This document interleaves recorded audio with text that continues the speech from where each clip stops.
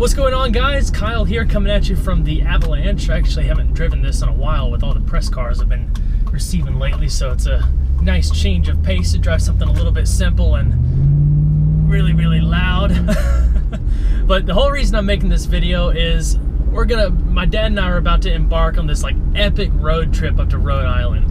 I just bought another classic car. I'm really excited about it. And for those of you wondering, the reason I didn't make any more videos of that 57 Jaguar, a lot of you saw that in-depth tour thing I filmed a while back, was that I actually sold it not too long after I uploaded that video. I'll explain that and why I'm doing what I'm doing in a separate vlog video, but this is just going to be really cool. I'm driving up to my hometown Reedsville to meet up with my dad now. We got a giant truck and trailer from a friend of ours, and we're just gonna go straight up the 12-hour drive up to Rhode Island. It's gonna be ridiculous.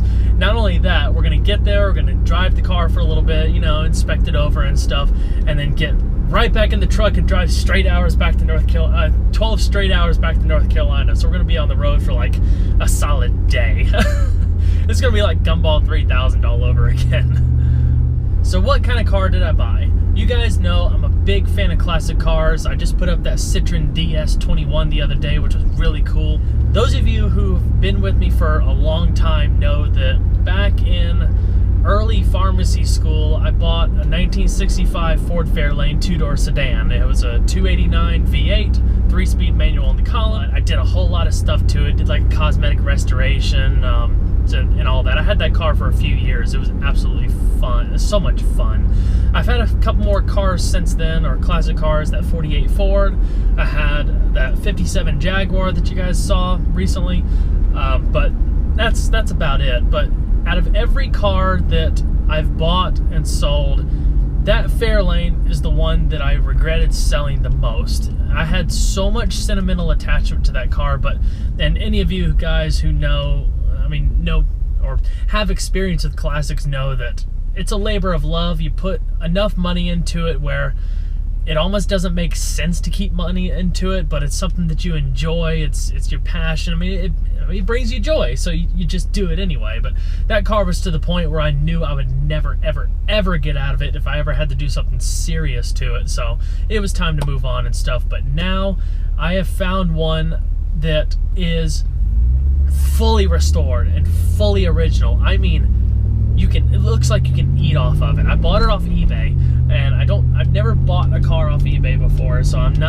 was a little skeptic at first, but the gentleman posted so many well-detailed pictures. I mean, this car is numbers matching. It's got the original engine. It's got all the original parts. It's got the original starter solenoid. I mean, original interior. It's been repainted, obviously, but 47,000 original miles, and even has the original registration from 1965. And that was one of the reasons why I sold that Jaguar. It was just too much of a project. I'm busier now than I ever have been. I'm getting so many press cars, and I'm trying to take part in as many events as I can. I'm just trying to bring you guys more content, so I didn't want to embark on another project that would take years and years and years and stuff. But yeah, like I said, I'm rambling. We'll talk about that, the reasons why I bought it and stuff, and why that car is so special to me in another video. Yeah, so let's go ahead and meet up with Dad and check out the rig that we're taking up there to pick up the car and hit the road. See you out there. All right, guys, we are back in Reedsville. Right ahead is my dad's used car dealership. A lot of you guys probably remember me making videos here a long time ago. All those cold starts and all that good stuff. So this is our ride for the Rhode Island trip. It's a 2000 Ford F350 dually. Has the 7.3 liter Power Stroke V8. Big fifth wheel trailer. Like I said, we borrowed this from a friend of ours, so big thanks to them. That giant trailer will definitely come in handy. So let's go ahead and hop on in and head down the road.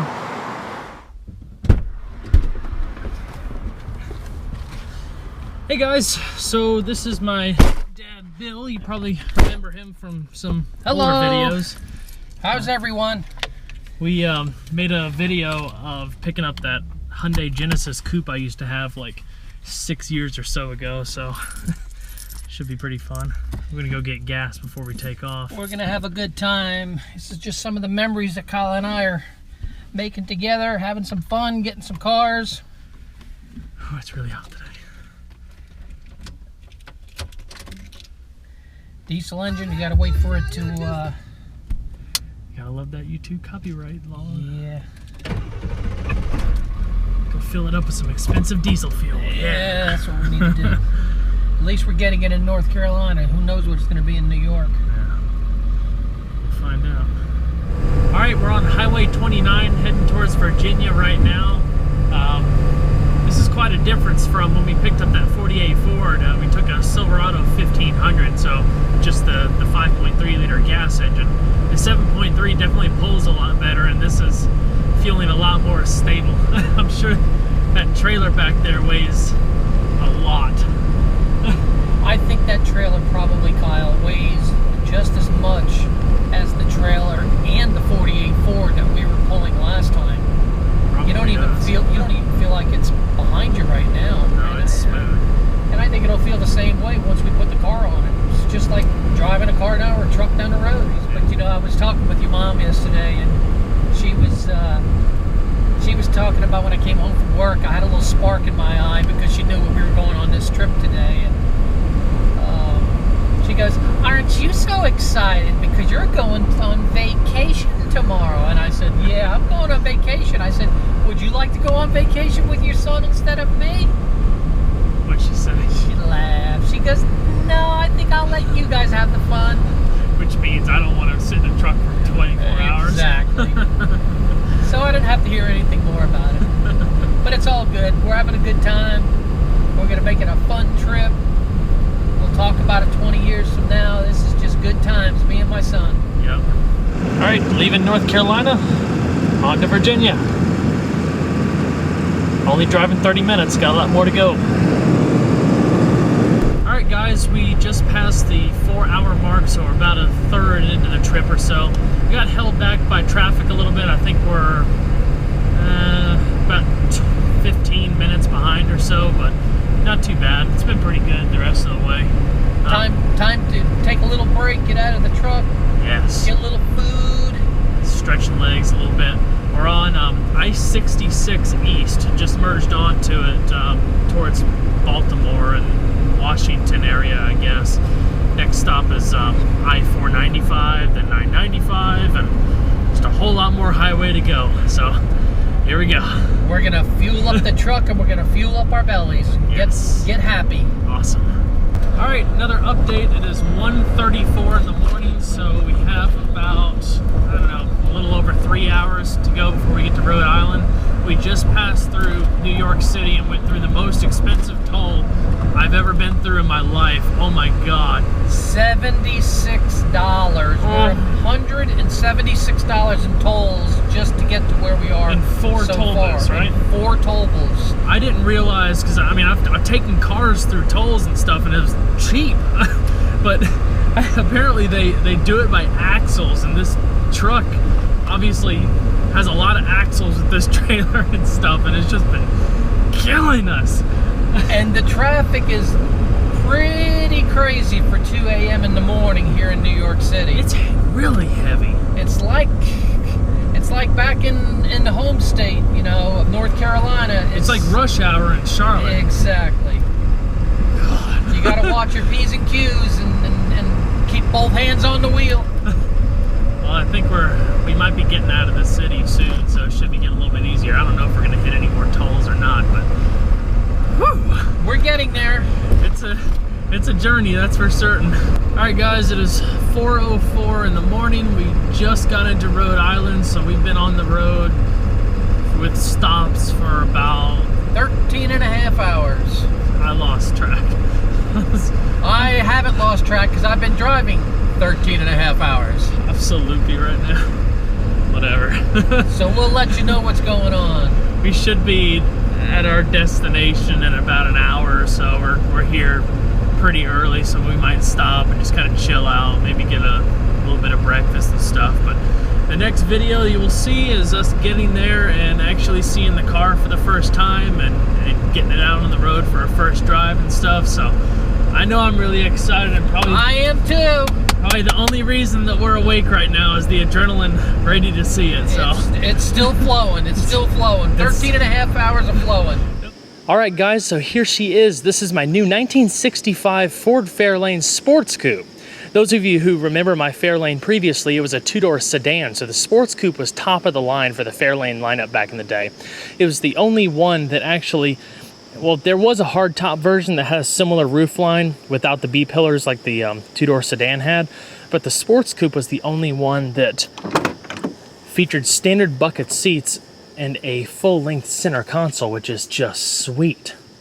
This car is completely original. It has been restored, but this interior, aside from brand new door panels, and I actually have the original door panels in the trunk, one of the previous owners actually had put speakers here for the aftermarket audio system, which the guy I'm buying it from now got new door panels remade, I mean identical to the original, and put those speakers under the dash so they're nice and hidden. But I mean everything else, the upholstery, the carpet, everything is all original. It is just unbelievable. It's such a time capsule. I really like the roofline. I mean, aside from the roofline, the body style and stuff is pretty much identical to the two-door sedan that I had.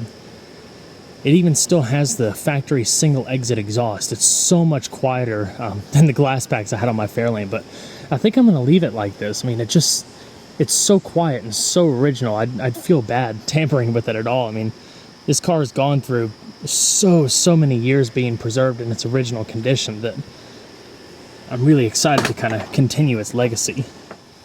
So the original AM radio in the dash still works. Obviously, I said there is an aftermarket radio down there with two under-dash speakers, two in the rear.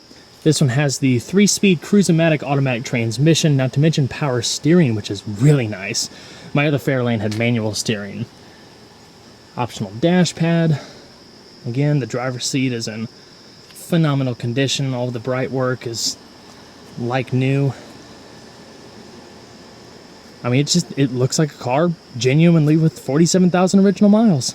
Of course, I will be featuring an in-depth review on this car and road test, so that's going to be exciting to come in the next few weeks. So here's the original 289 V8 that converts over to like a 4.7 liter, 200 horsepower, 2-barrel carburetor. Has all the correct stickers, all the wires are brand new. I mean, really detailed. That's the power steering reservoir, windshield washer bag. It's beautiful.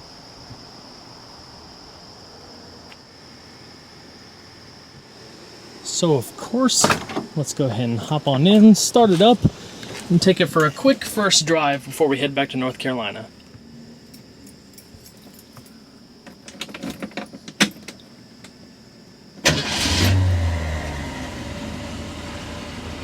Fires up perfect.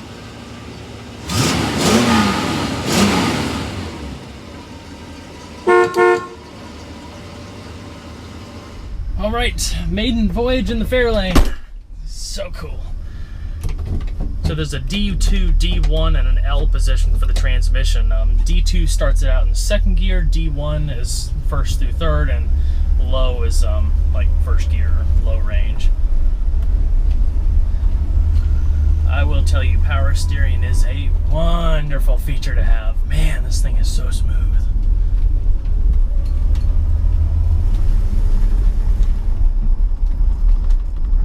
There's no squeaks, creaks, or rattles, or anything like that. I mean, this car is so solid sounding, feeling, very tight.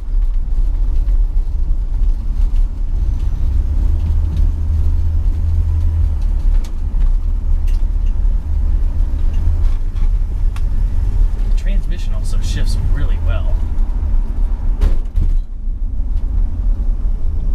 Do a little takeoff acceleration here.